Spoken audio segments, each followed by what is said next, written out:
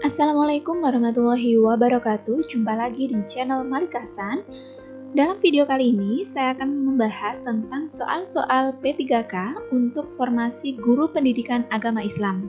Jadi, buat kalian semuanya, jangan lupa klik tombol subscribe dan nyalakan notifikasinya agar tidak ketinggalan video terbaru dari channel Malik Hasan. Kita langsung di soal yang pertama.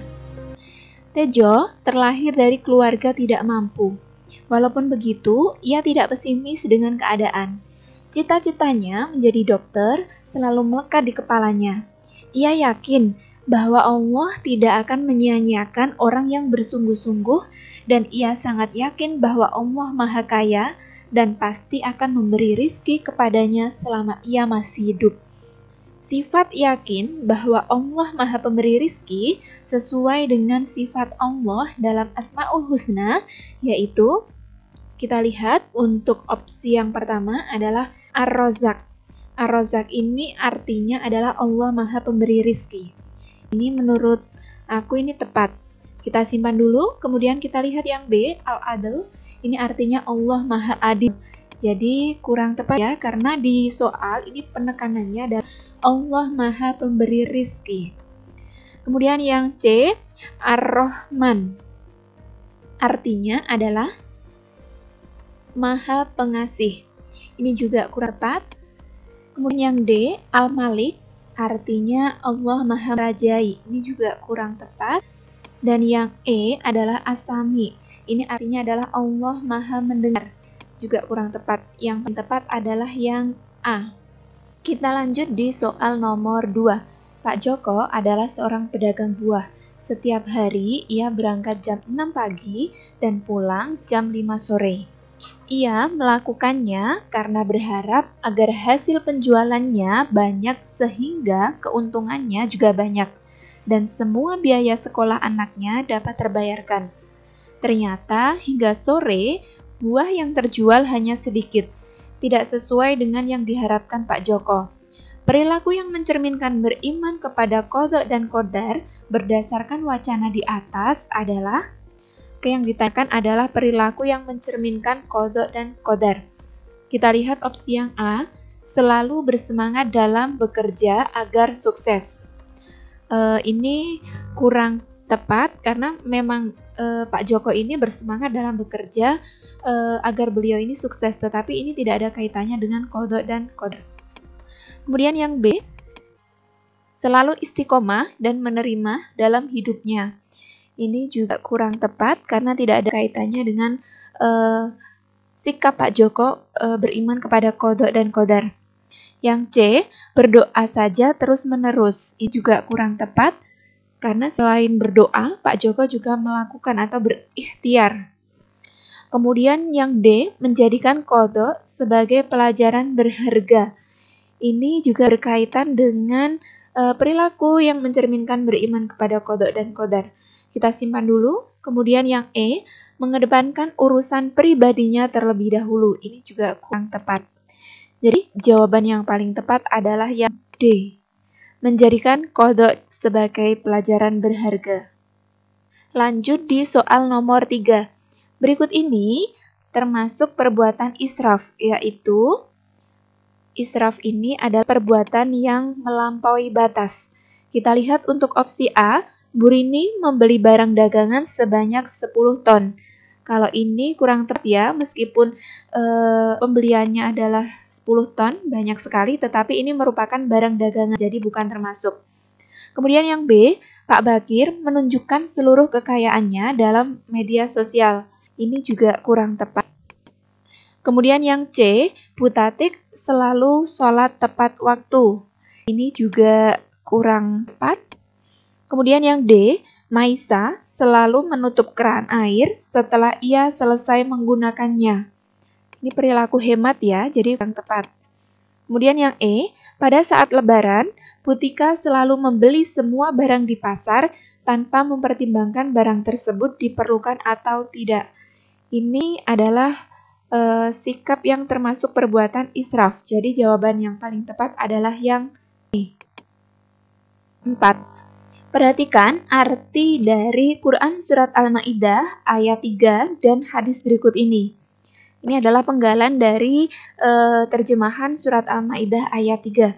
Diharamkan bagimu memakan bangkai, darah, dan daging babi. Kemudian hadisnya yang diriwayatkan oleh Ibnu Majah, dihalalkan bagi kita 2 macam bangkai dan 2 macam darah. Adapun 2 macam bangkai adalah ikan dan belalang, sedang 2 macam darah adalah hati dan limpa.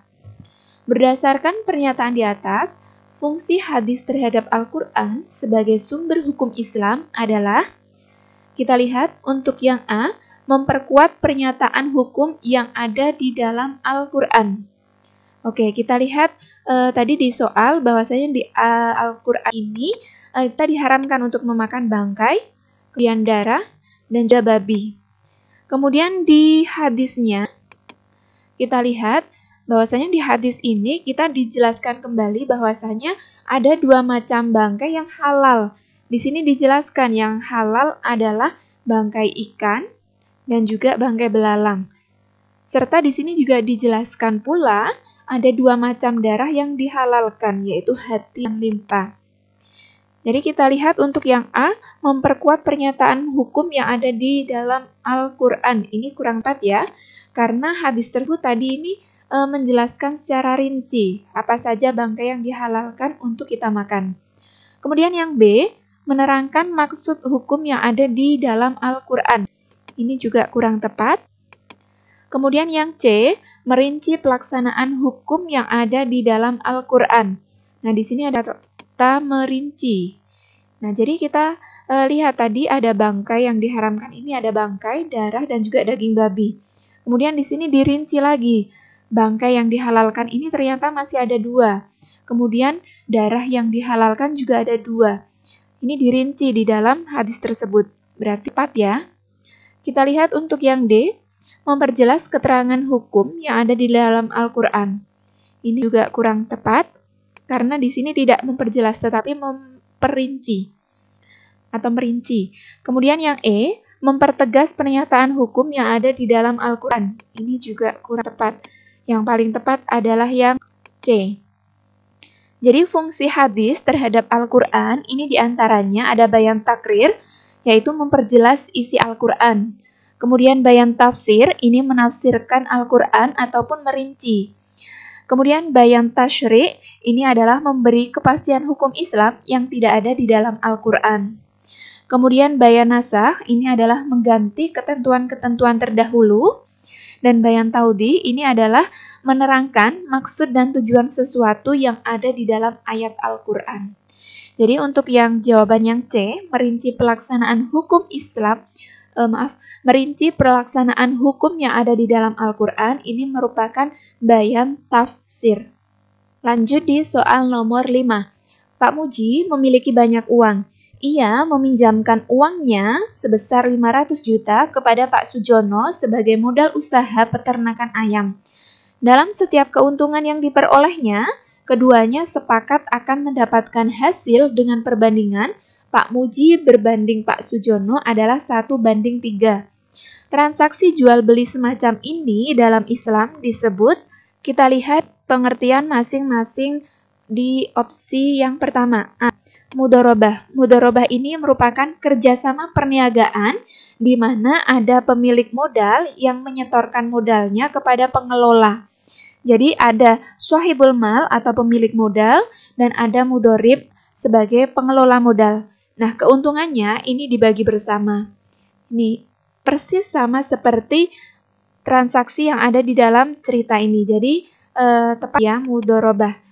Tapi kita simpan terlebih dahulu, kita bahas tentang murabahah. Nah, murabahah ini merupakan transaksi penjualan barang yang menyatakan harga perolehan dan keuntungan yang disepakati oleh penjual dan pembeli. Jadi, di sini antara penjual dan pembeli ini mengetahui harga perolehan dan juga keuntungannya. Jadi, kurang tepat.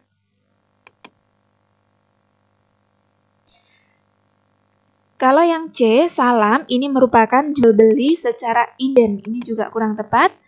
Kemudian yang terakhir ini mukhabaroh. Mukhabaroh ini merupakan kerjasama antara pemilik lahan dengan penggarap, sedangkan benihnya ini berasal dari yang memiliki tanah atau pemilik lahannya. Jadi ini kurang tepat. Jawaban yang paling tepat adalah mudharabah. Oke, kita lanjut di soal nomor 6. Kalau ada narasi Oke, kita lanjut di nomor 6. Jika kita menemukan soal dengan narasi yang cukup panjang, kita langsung ke soalnya terlebih dahulu. Berdasarkan ilustrasi di atas, yang dapat menjadi wali dalam pernikahan Feni adalah, jadi kita cari wali dari pernikahan Feni. Feni akan melangsungkan pernikahannya bulan depan. Ayahnya sudah meninggal, berarti ayahnya sudah tidak bisa menjadi wali. Ia memiliki nenek bernama Ida. Kakak laki-laki bernama Adam. Nih, jadi kakak laki-laki Feni ini namanya Adam. Kemudian kakak perempuannya namanya Maya. Adik laki-laki bernama Yusuf. Umurnya adalah 20 tahun. Dan adik laki-laki lagi bernama Muhammad. Usianya 6 tahun. Bertepatan dengan hari pernikahannya, Adam dan pamannya, Paman Jufri, akan melaksanakan ibadah umroh. Oke, jadi pada saat Feni menikah ini, Adam dan pamannya ini akan melaksanakan ibadah umroh. Jadi dalam kasus tersebut yang akan menjadi wali adalah kita lihat untuk poin A, Yusuf. Nah, Yusuf ini adalah adik laki-laki dari Feni, umurnya sudah 20 tahun, berarti ini sudah balik ya. Kita simpan dulu. Kemudian yang B, Adam. Yang C, Jufri. Jufri ini adalah paman dari Feni. Kemudian D, ini Muhammad. Muhammad ini adalah adik laki-laki Feni yang usianya baru 6 tahun. Kemudian yang E adalah Maya, kakak perempuan dari Feni.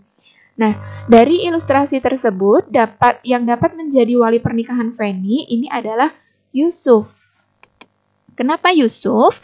Karena syarat untuk menjadi wali selain hakim adalah saudara laki-laki yang sedarah dan sudah balik dan tidak sedang beribadah umroh dan haji. Kalau kita lihat, Adam ini sebenarnya bisa menjadi wali, tapi beliau pada saat Feni menikah ini sedang melaksanakan umroh.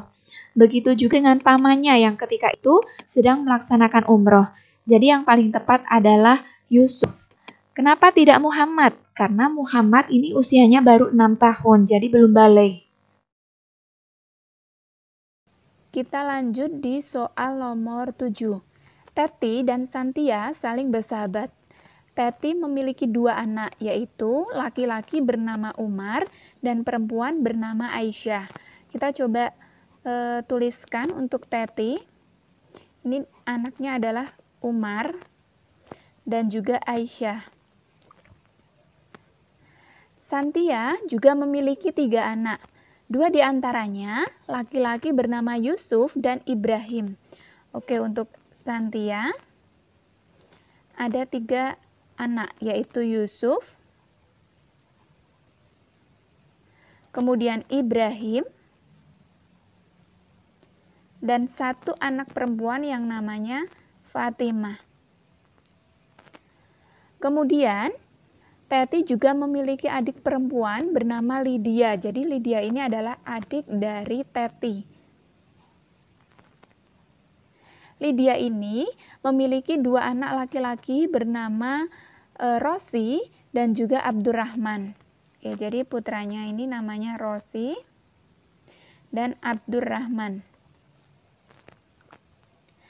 Pada masa penyusuan Aisyah, Teti tidak mampu menyusui anaknya karena ia sakit dan meminta tolong Santia untuk menyusui anaknya.